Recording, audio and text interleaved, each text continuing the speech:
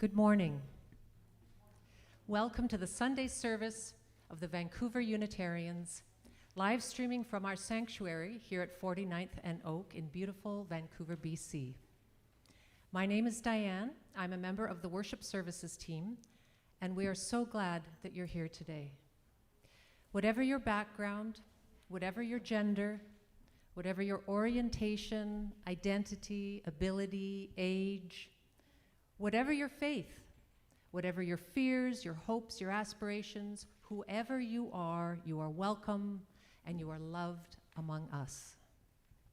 Our Unitarian community is dedicated to spiritual growth, social justice, and reverence for nature and all life. Our Chinese name is Song Dao Wei, which means seekers of the way. Today's service is a special one. It is being given by the Indigenous Black Persons of Color Plus Allies team, or IPA for short, of which I am a proud member. And the theme for today's service is movement in all its meanings. The IPA are dedicated to celebrating and realizing our Unitarian seventh principle, which recognizes the interconnectedness of all living things, including people, and our Unitarian eighth principle, which states that we covenant to affirm and promote individual and communal action that accountably dismantles racism and systemic barriers to full inclusion in ourselves and in our institutions. Our sanctuary is on the unceded stolen territory of the Musqueam, Squamish, and Tsleil-Waututh First Nations. So in the spirit of today's service, we wish to show respect for the ancestors and the stewards of this land by acknowledging that Indigenous people were forced to move off of their lands, and then they were often forced to move off of reservations. We wish to acknowledge that their movement has been controlled and restricted at all times as it suited settler colonial interests. Now, many of you are watching from other unceded stolen Coast Salish territories today, or even farther away on traditional lands belonging to other people. So I invite you to please include a territorial acknowledgement in the YouTube chat. Beyond land acknowledgements, spoken and written, we can all engage further with the reconciliation process through action.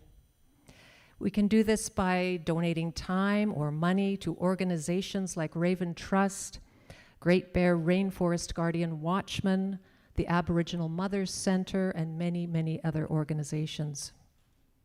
We recognize that reconciliation and redress is an imperfect process, and we recognize that it requires us to daily step outside of our comfort zone, to keep learning, to keep listening, and to keep living our values through action.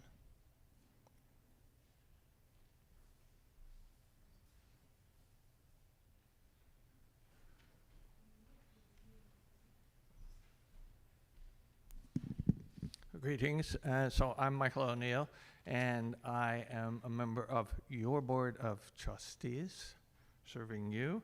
And you might notice that in the order of service, they forgot to put anybody's name down, but it is me today. And I would like to, a special welcome from the board. For anybody who is here for the first time, a special welcome. And for those who may have been away for a while and just come back, also a special welcome. And I would just like a few announcements of what's happening today. Right after the service in Biddle at 12 o'clock, there will be discussion, and I think there may be a little snack or something with Janet Pivnik, our intern minister, and it's a get to know you sort of conversation, and that's at 12. And then at 12:30, there will be a discussion with members of the board about the question of the month, and that will be in Lindsay Priestley. And that will go from 12:30 to 1:30, and that will be a very interesting discussion about all the answers that you have given to the first question of the month. And then, a little break, and then at 2:30 is the Chalice Choir Advent Concert, Feliz Navidad, at 2:30 here in the sanctuary. And then I will also mention 2 Sundays from now, save the date, more holiday things are happening.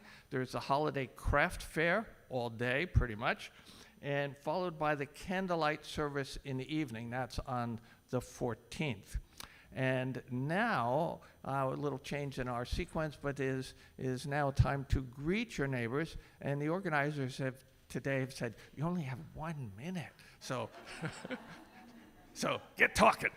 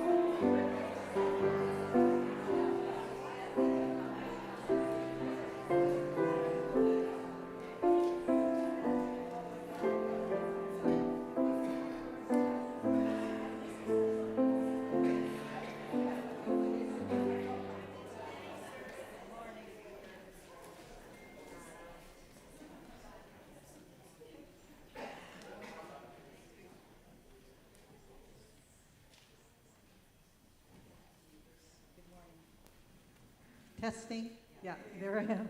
Okay. My name is Elizabeth Dunn, and it's wonderful to see all of you here today.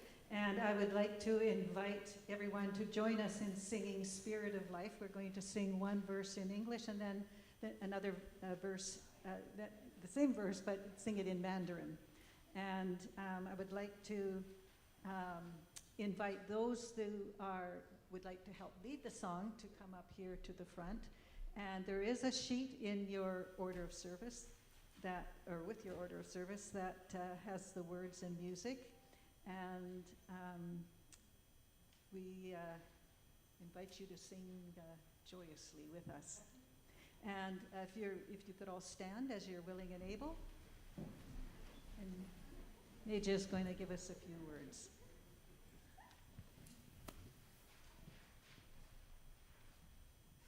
Hi, my name is Meja Lam.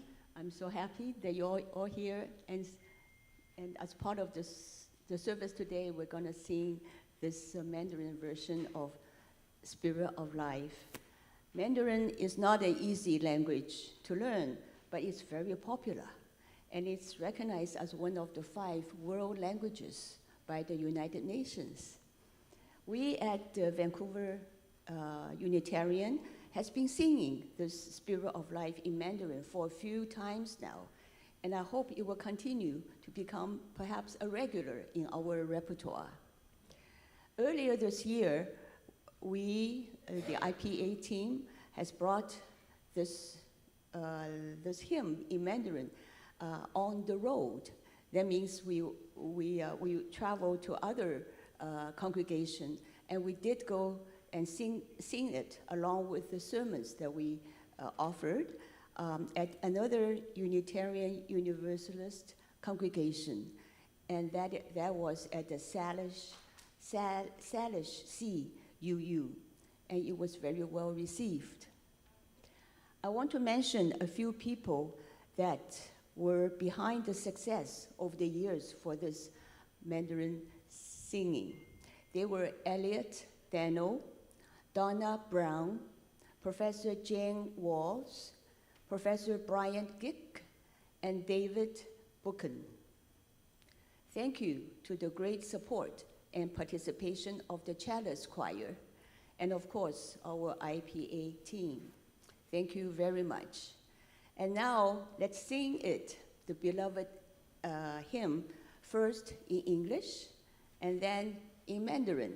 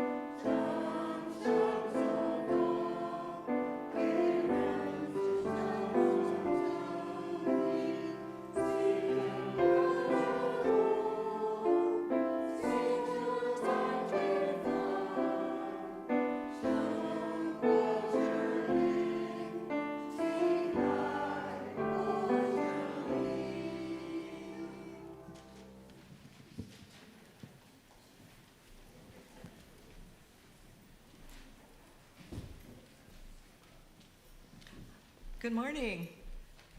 My name's Tamiko, and I'm a member, one of the founders of the IPA.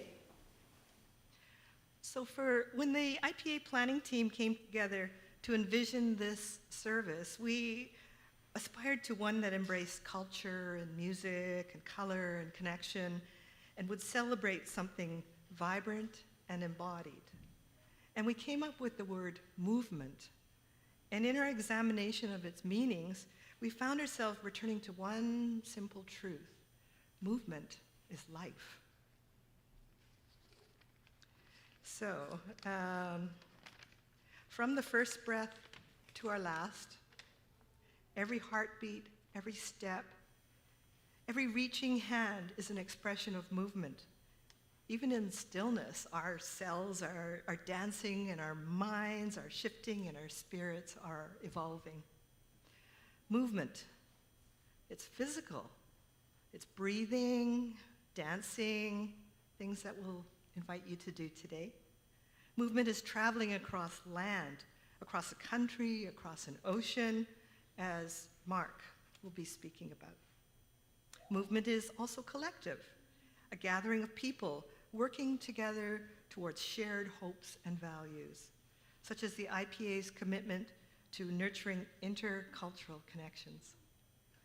And movement can mean the evolution of our worldviews. Carl will be speaking about opening ourselves to one another's experiences. So in this service, we're going to invite you to share in these explorations, this one word that involves communities and ideas and the journeys that we share. So now I invite Elizabeth, where's Elizabeth? She's already up there, to light the chalice. Okay. We have 2 candles to light this morning. The first, we will kindle our chalice, and together we light this candle. Together we see its light. Together we search for the meaning of movement in that light.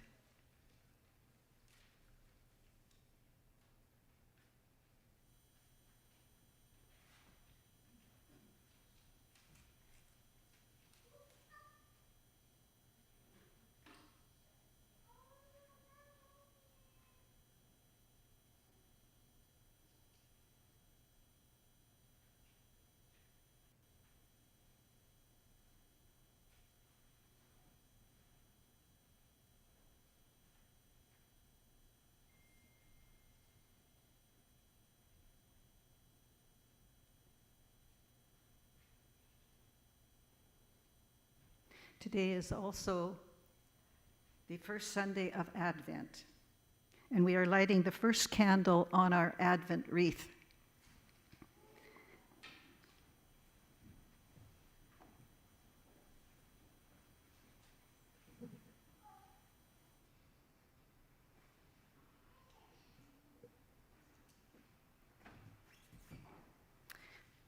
As we begin our journey towards Christmas, we mark the season of Advent by lighting this morning the first of our 4 candles, the light of love.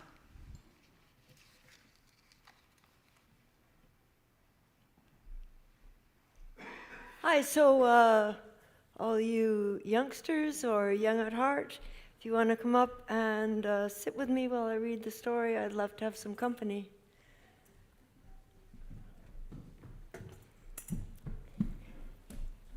Come up here, how lovely. I just want to say that Ileana here was a lion in a play that I wrote for the Christmas, and you were a magnificent lion. Thank you. Are you coming up? Come up. You can sit on this side if you like. Do you want to come be near the book? Come over here. Do you mind if I go in between you? And then we can look together. This is called How Do You Dance? Like this. Oh my goodness, look in the corner. Who's sitting in a chair, not dancing? Like this, like this, like this. I don't. Uh-oh. I do. Rick does too. Go, Rick. Do you think Abu dances like that? Maybe he does. We'll have to ask him. Go, Rick. You see him dancing? Maggie beckons, Koyo bops, Gilda flits, Aurora scrunches, CJ makes a face like something stinks, and John looks right at you. Oh, he doesn't look too happy, does he? You're looking at me, I don't want to dance. Just move a part, then move another. Let it get weird. See how it goes. Face, knees, fingers, toes. Maybe you have no bones, or maybe you are made of metal.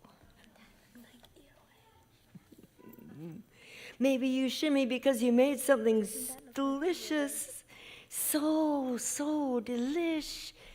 Hey, maybe you don't want to dance and you just want to eat dinner, okay? Okay, no dancing during dinner, but you could dance after dinner, at the market, at the bus stop, on a break.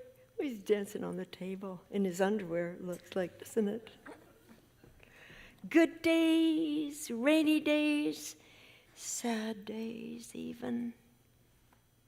Sometimes you just need to flop around until you feel better. You do? Yeah. Try some new moves.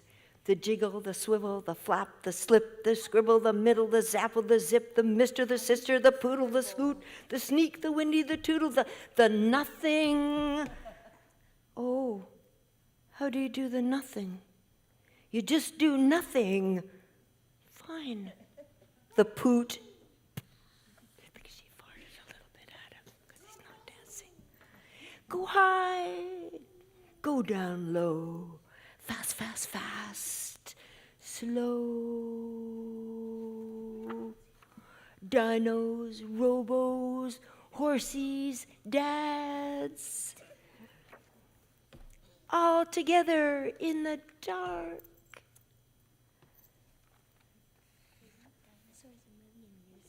Yes, they were. Enough! I don't like to dance like that. I want to be left alone. Understood. But just between us, how do you dance? I told you. Alone. There he is dancing all by himself. And there he is at the end, so happy to have danced. And that's our story for today. And Kirsten will take you back to there, or on to your next adventure.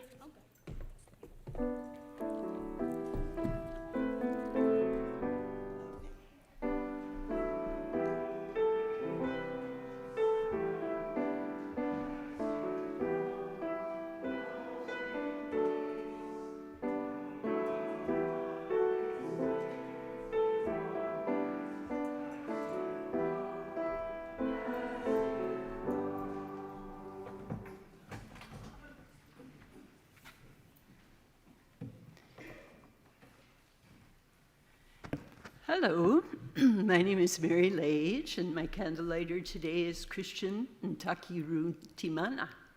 This is his first time lighting candles, although he was our second sponsored Unitarian refugee, but he works on Sundays usually. So, welcome.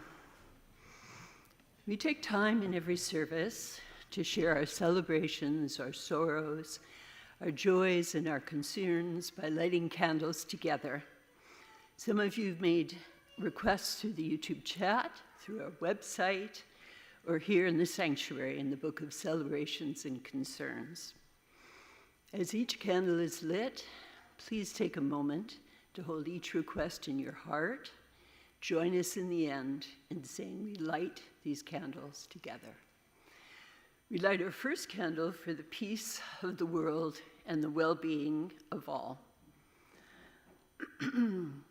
As a community of compassion and care, we continue holding in our hearts refugees and immigrants anywhere who are denied justice, people of the world who are rising up to have their voices heard, and people everywhere whose lives are touched by violence, war, poverty, or hunger. May they be well. Carly requests a candle for her friend Julie, who is going through a difficult time with her health. Elena Fumi from Italy, over the internet, asks us to light a candle of joy and encouragement for her daughter's new career.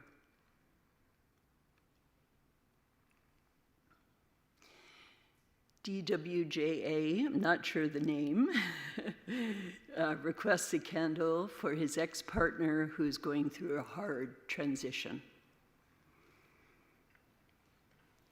Anna B. Sr. asks for a candle of thanks for all the wonderful people who have helped her through a difficult month. And finally, a celebration.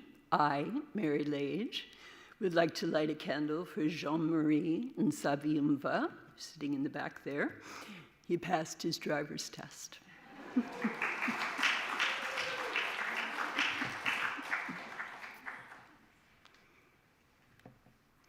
We light the final candle for ourselves, for our unspoken joys and sorrows. Please join me in saying, we light these candles together.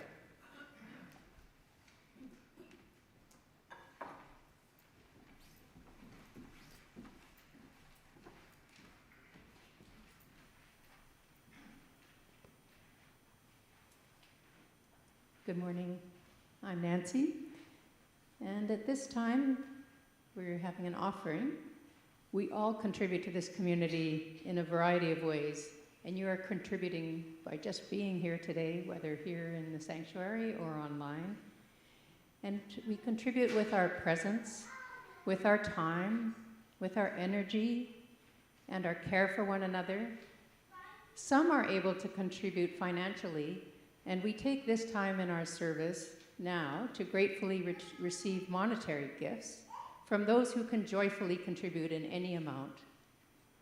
There are instructions on the screen if you wish to give by text or online. And part of the collections received today will support Raven's Trust, which raises legal defense funds for Indigenous nations who are in court protecting air, land, and water for future generations.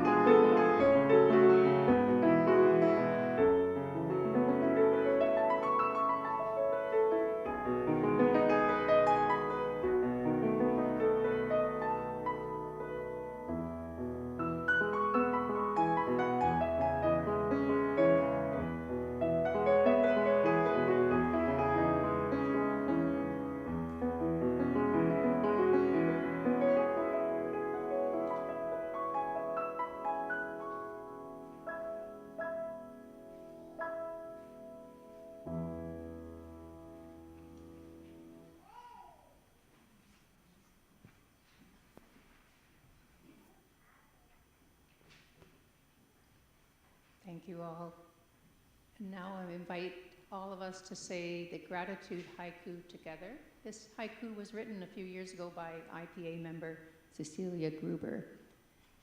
So sing this together. We give from our hearts, grateful to share and receive. Hope blooms from kindness.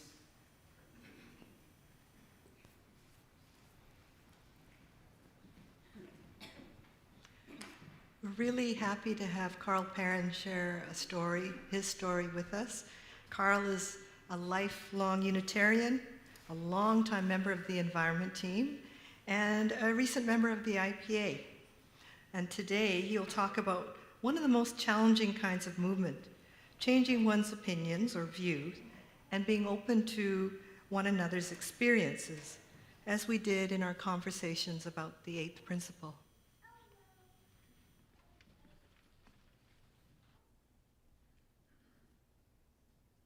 Someone asked me how I moved from opposing the eighth principle to supporting it.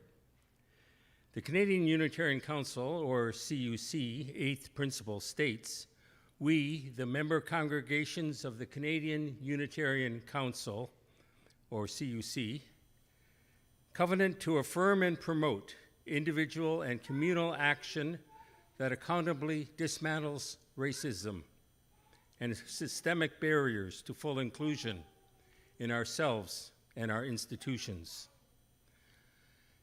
This eighth principle was added to our 7 principles at a CUC national meeting in November 2021. This marked the first update to our principles since 1985, when the 7th principle, affirming the interdependent web of all existence, was added. Before that November 2021 meeting, we had much discussion and debate about the eighth principle and its wording. I supported the intent of the principle, but I had some reservations about the wording. First, in my opinion, the primary intent of the eighth principle is contained in the words, "dismantles racism." I thought, racism has been discussed among Unitarians for as long as I can remember, growing up as a Unitarian Universalist in Detroit, Michigan. Racism in Detroit was a major part of daily life, and it was horrible. I was in the minority by being actively anti-racist from a very young age. This came from my mother, who taught me in 1950 to never use the N-word when my friends and I recited, "Eeny, meeny, miny, mo, catch a tiger by the toe." All my white friends used the N-word instead of tiger. All my friends were white because my school was 100% white. But my Unitarian church had a few Asian and African American people, and we were staunchly anti-racist. But Canada is different. When I came to Vancouver, I wondered, where is the ghetto? Where are the poor people? Eventually, I learned that segregation was different here. Poor people lived in the downtown east side and out in the reserves and lumber camps. And a couple nights ago, I realized, and Surrey. So when the eighth principle came along, I thought, is this just USA racism concern spilling over into Canada, or do we have our own racism? For me, the answer is yes. We have a history of cultural genocide against Indigenous people, as well as systemic racism against non-whites. Then I asked myself if adding a new principle was a good way of attacking Canadian racism. I thought, we've tried talking, and that didn't get us very far. Maybe a new principle will make a big difference. Also, I recognize that Indigenous, Black, and people of color among us were taking the lead in fighting racism in our congregations. And if they wanted an eighth principle, they should get it. As a white male, I had to follow their lead. Also, I tend to agree with those people I respect the most. Among Unitarian environmentalists, I recognize the overwhelming support for the eighth principle. But I didn't like the word accountably in the phrase individual and communal action that accountably dismantles racism. For me, accountably means countable, measurable. And I didn't see how dismantling racism could be measured. But eventually I decided that we could be accountable in dismantling racism, maybe through an annual report from the new IPA team, or maybe even an IPA-sponsored worship service like this one. So in those ways, we could satisfy the accountability requirement. Then I discovered the proposed American version of the eighth principle included more than dismantling. It had a positive phrase that I liked, quote, journeying toward spiritual wholeness by working to build a diverse and multicultural, beloved community, unquote. But ultimately, I realized that the multiracial group that framed the proposed Canadian version had kept the intent with more concise wording, individual and communal action that dismantles racism and systemic barriers to full inclusion in ourselves and our institutions. So this is how I personally moved from skepticism to support for the eighth principle. I do think there were mistakes made in the process of adopting our eighth principle, and emotions ran high. Personally, I don't believe that one needs to actively support all 8 principles in order to call oneself a Unitarian Universalist. I have great respect for those who bravely stood by their opposing position as their consciences demanded, knowing they were in a minority. I'm glad that most of them are still with us, because it is our diversity and mutual respect that makes us resilient, that makes us strong.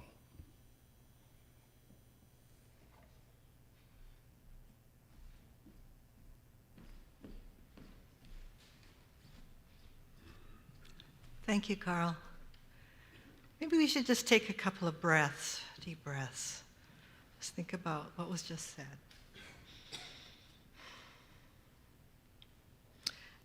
And then we're going to continue with a completely different sermonette or story. Mark Fung is a master's student in engineering at UBC, and who recently joined Van Nu's choir and is one of the newest members of the IPA team. His sermonette on movement will be about his journey moving from one country to another, one culture to another. He will finish his homily by singing a Vietnamese song that he finds deeply personal and profound. And the lyrics will be shown up on the screen. You don't have to sing, just listen. And after the song, we invite you into a moment of silent meditation. And after that, Meja will bring us out of that meditation with a gentle touch to the gong. Thank you, Tomiko. And no, I did not receive the email for the dress code today. So.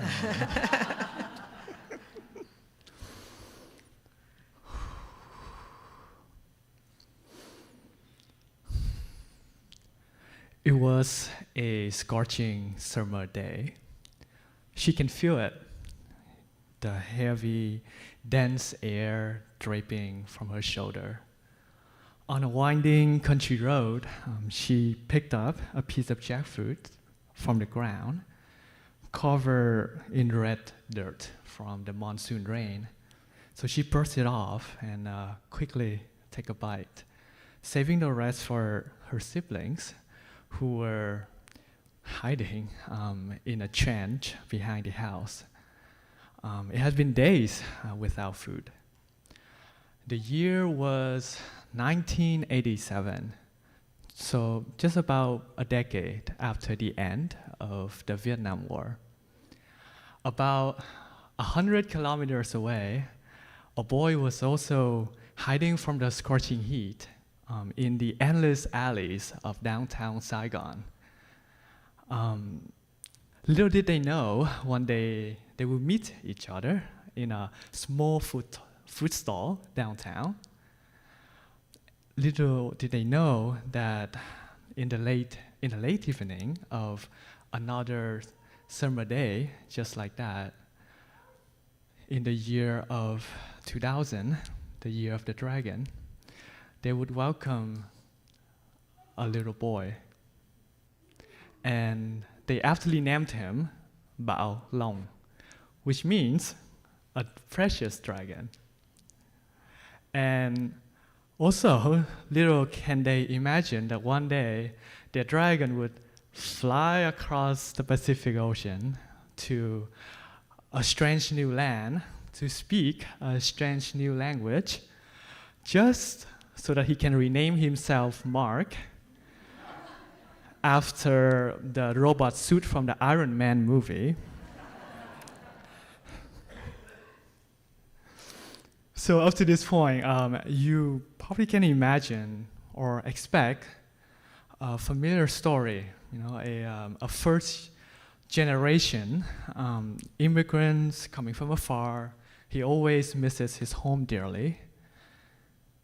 But that's not quite my story.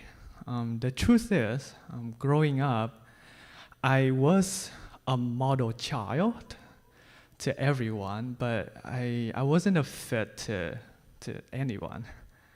I was an achiever, but I was a loner. I was a perfect son, but I was a gay boy. And in Vietnam, that comes with great consequences.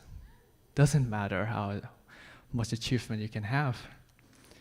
So I left them out, my family, for most of my childhood and growing up, because no one can know.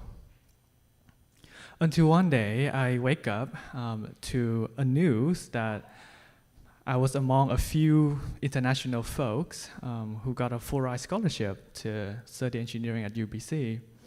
And I'm saying this not to appeal to my intelligence or anything like that, but to convince you that it takes more than a miracle just for me to even be here. My family made like 1,000 Canadian dollars a month from me and my sister. They still do. So when I moved to Canada, I wonder, what do I bring with me? I'm a stranger to you, but who am I? Because of all the scars and the pain of the past, do I keep my country at heart or at bay? Do I keep my family in my arms or at arm's length? Because I didn't get to grow up to be my authentic self, just the act of repeated self-introductions was excruciating. But lucky enough, at UBC, I was embedded in a supportive and loving community made of my now friends for life. After my first year, they encouraged me to seek out for clinical therapy. That was when I finally found my movement. To move sincerely through the months and days of my past in slow motion. To move my heart and mind that was frozen, that was forced to be frozen and not allowed to grow up. I want to catch up with my buried time.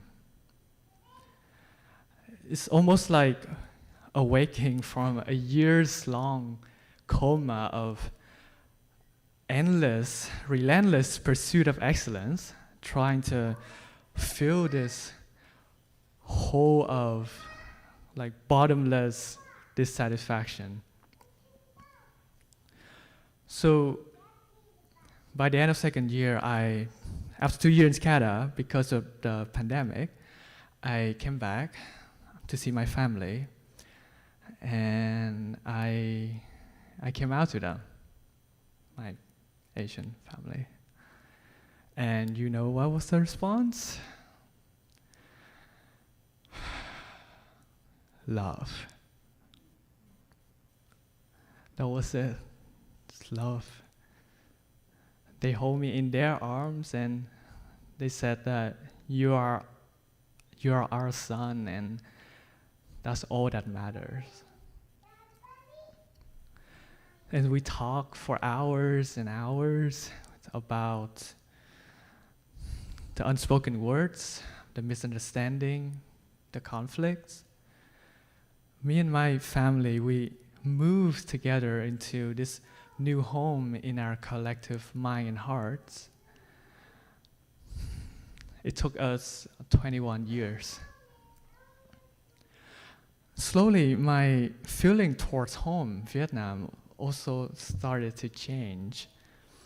I realized that after, behind all of the scars of so-called childhood friends who told me or convinced me somehow that I couldn't be loved, was a different, more gentle veil of memory. There, me and my sister were catching fireflies between eggshells on a quiet, starlit night. There, my mom would take a fresh jackfruit from the garden, served to us on a glistening ceramic plate. And there, my grandparent was showing me the mangoes, the corns, the star fruits, and the beautiful flowers of the banana tree. Have you ever seen it? The flower of the banana tree. Would you believe me when I said it's burning red, like the color of the scorching sun on a summer day itself?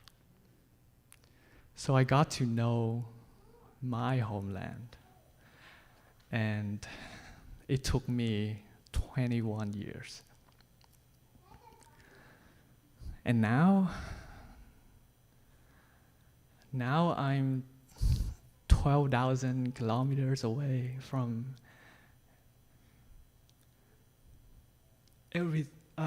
everything and everyone.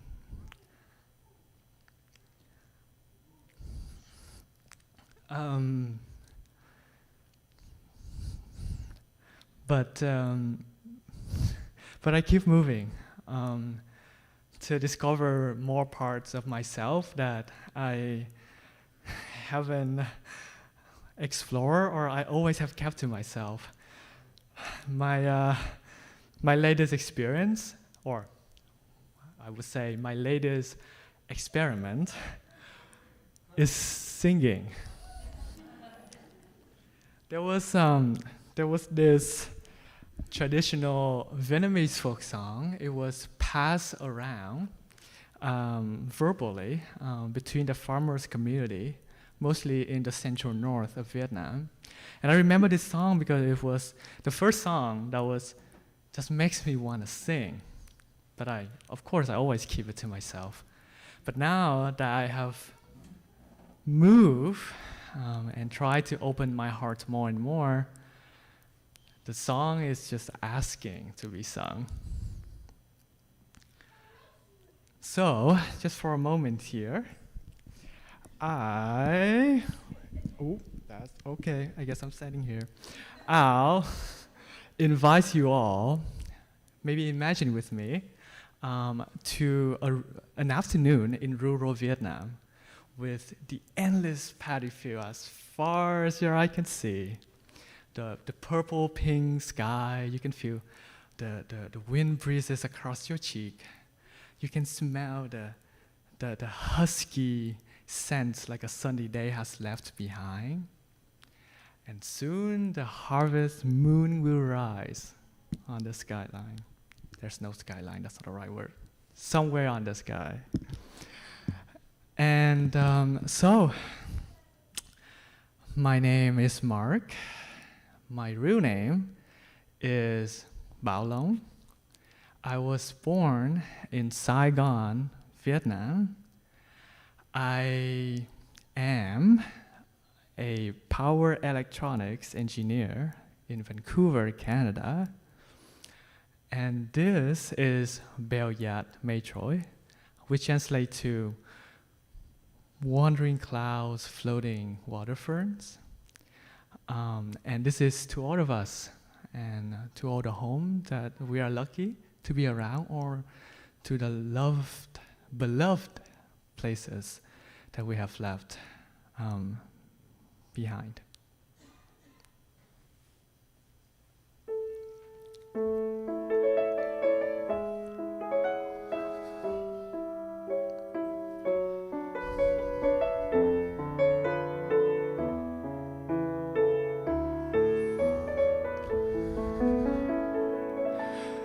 Bèo sạt mây trôi trốn xa xôi, em ơi anh vẫn đợi. Bèo sạt mây trôi chim ca tan tính tình cá lội, ngậm một tin trông hai tin đợi, ba bốn tin chờ, sao chẳng thấy đâu.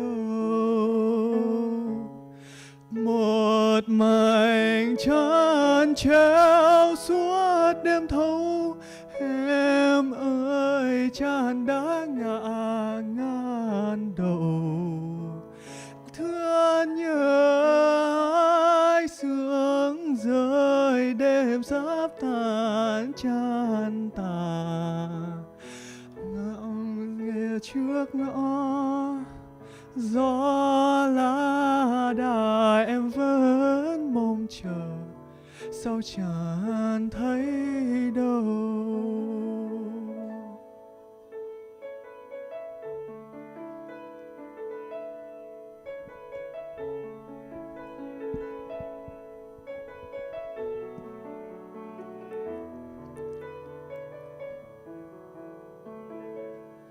Mỏi mòn đêm thâu suốt năm canh, em ơi anh vẫn đợi mỏi mòn. Thương nhớ ai em ơi cho nhắn một đôi lời. Tôi đi xa có nhớ ai ngồi trong cánh chim trời, sao chẳng thấy đâu. Tôi đi xa có nhớ ai ngồi trong cánh chim trời, sao chẳng thấy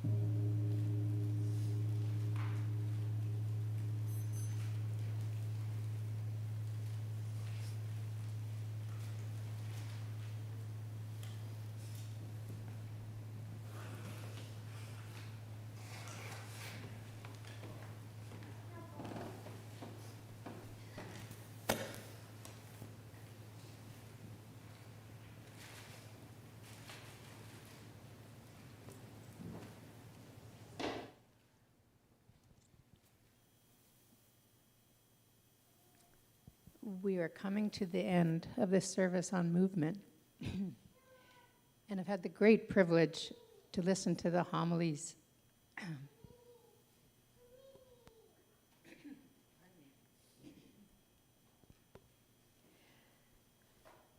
of our generous and courageous speakers. Thank you both very much.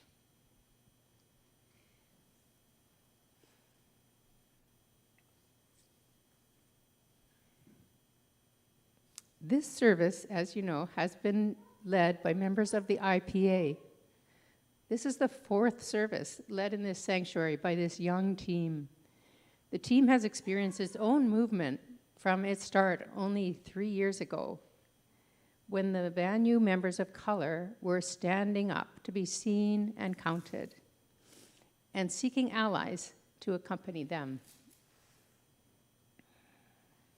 From the very beginning, the team was actively inviting all Vancouver Unitarian members to join in a variety of multicultural outings, international film viewings, and fun events here at Vancouver Unitarians. Now this team is the largest team at Vancouver Unitarians, with about 20 active core members and an additional 30 who want to stay in touch with our work. Because of the efforts of this team, Vancouver Unitarians has moved into celebrating the richness of the cultural diversity among us and the gifts that this diversity brings to Vancouver Unitarians. On a personal note, becoming an active part of this team, a true team of friends, is one of the highlights of my own 2 decades at Vancouver Unitarians, for both the fun and the depth, and the opportunity to apply all 8 UU principles. And now we invite you to move with the closing hymn. The closing hymn is "Come Sing a Song with Me." It's number 346 in the gray hymnal. The lyrics will be projected on the screen. And as we sing this, and invite you to stand as you're willing and able, we invite you to move. And how we're going to do this is in 3 parts. So people who are roughly over in this third of the sanctuary, if you can think about moving your arms as though you were trees. Something like that. It's full choice. You don't need to do any movement. You could move in your mind, or you could move your body. Those roughly in the center might think about moving like a river, which might look like this. Just your arms or torso, arms or torso. And those on this side of the sanctuary to move like the sea, which might look like this. Full choice. But if you're willing to do that, that would be lovely. And now we'll start.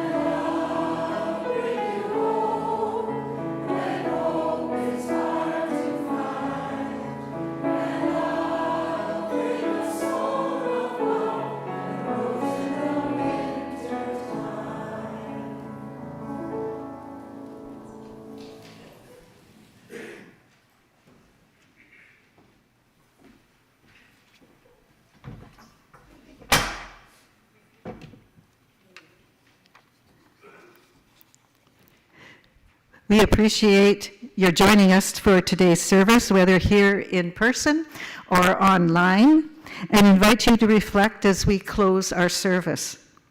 If here you have found freedom, take it with you into the world. If you have found comfort, go and share it with others. If you have dreamed dreams, help one another that they may come true. If you have known love, give some back to a bruised and hurting world. Go in peace.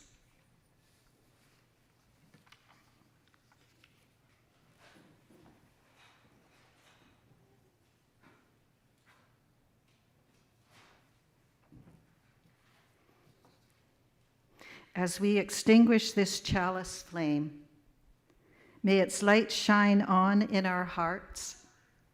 May the words and music that we've heard today sustain us in our journey together. And now we'll sing Carry the Flame, and we're all standing, which is really great. So I would like everybody just to join hands for the singing and to join us in singing it. And I'd also like to invite members of the IPA that would like to come up, and anybody else that would like to come up and join us here at the front, to join hands here at the front. And we are reminded that moving in a circle is both powerful and beautiful. And so let's sing Carry the Flame.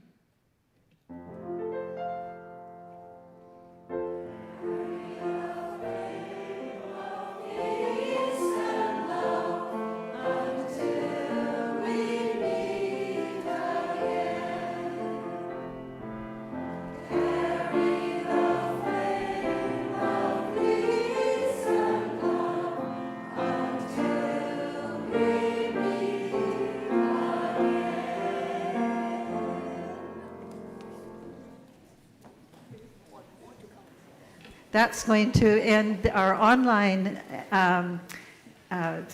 portion of the service, but I'd like you to invite you to stay. We're going to have a little bit of music here, and you're invited to come up and move around and enjoy. It's going to be Sly and the Family Stone.